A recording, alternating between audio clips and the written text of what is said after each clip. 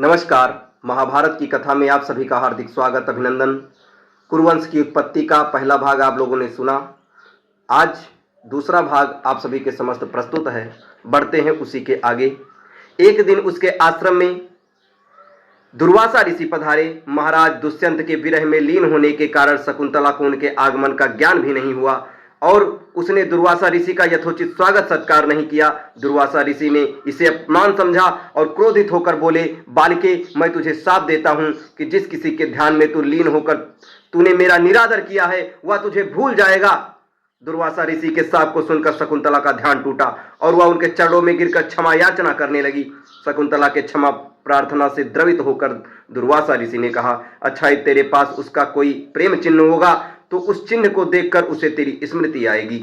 महाराज दुष्यंत से विवाह से शकुंतला गर्भवती हो गई थी। कुछ काल पश्चात कंड ऋषि तीर्थ यात्रा से लौटे, तब शकुंतला ने उन्हें महाराज दुष्यंत के साथ अपने गंधर्व विवाह के विषय में बताया।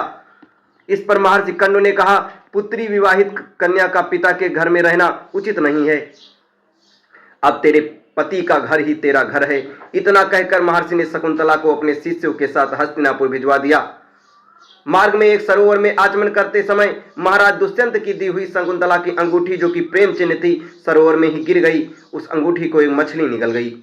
महाराज दुष्यंत के पास पहुंचकर कंड ऋषि के शिष्यों ने शकुंतला को उनके सामने खड़ी करके कहा, महाराज, शकुंतला आपकी पत्नी है, आप इसे स्वीकार करें।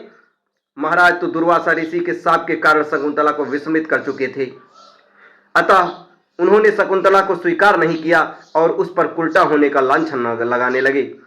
शकुंतला का अपमान होते ही आकाश में जोरों की बिजली कड़क उठी और सबके सामने उसकी माता मेनका उसे उठा ले गई।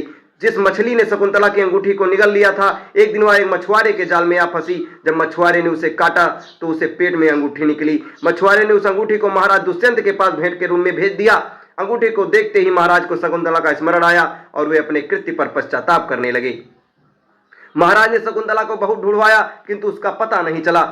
कुछ दिनों के बाद देवराज इंद्र के निमंत्रण पाकर देवासुर संग्राम में उनकी सहायता करने के लिए महाराज दुष्यंत इंद्र की नगरी अमरावती गए। संग्राम में विजय प्राप्त करने के पश्चात जब वे आकाश मार्ग से हस्तिनापुर लौट रहे थे तो मार्ग में उन्हें कश्यप ऋषि का आश्रम दृष्टिगत हुआ। उनके दर्शनों के लिए वह वहां रुक गए। आश्रम में एक सुंदर बालक एक भयंकर सिंह के साथ खेला करता था। मेनका ने शकुंतला को कश्यप ऋषि के पास ले जाकर छोड़ा था तथा वह बालक शकुंतला का ही पुत्र था। उस बालक को देखकर महाराज के हृदय में प्रेम का भाव उमड़ आया।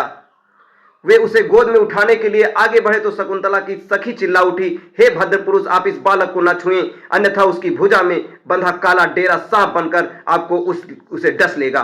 ये सुनकर भी दुष्यंत स्वयं को रोक ना सके और बालक को अपने गोद में उठा लिया। अब सखी ने आश्चर्य से देखा कि बालक के भुजा में बंधा काला गंड पृथ्वी पर गिर गया है।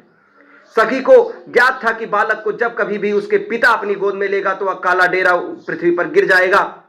सखी ने प्रसन्न होकर समस्त वृत्तांत शकुंतला को सुनाया। शकुंतला महाराज दुष्यंत के पास आई। महाराज ने शकुंतला को पहचान लिया। उन्होंने अपने कृत्य के लिए शकुंतला से क्षमा प्रार्थना किया और कश्यप ऋषि की आज्ञा लेकर उसे अपने पुत्र सहित अपने साथ हस्तिनापुर ले आए। महाराज दुष्यंत और शकुंतला के उस पुत्र का नाम भरत था। बाद में वे भरत महान प्रतापी सम्राट बने और उन्हीं के नाम पर हमारे देश का नाम भारतवर्ष पड़ा। अब इसके आगे की कथा आपको अगले वीडियो में बताई जाएगी। तब तक हमारे साथ बने रहें। धन्यवाद।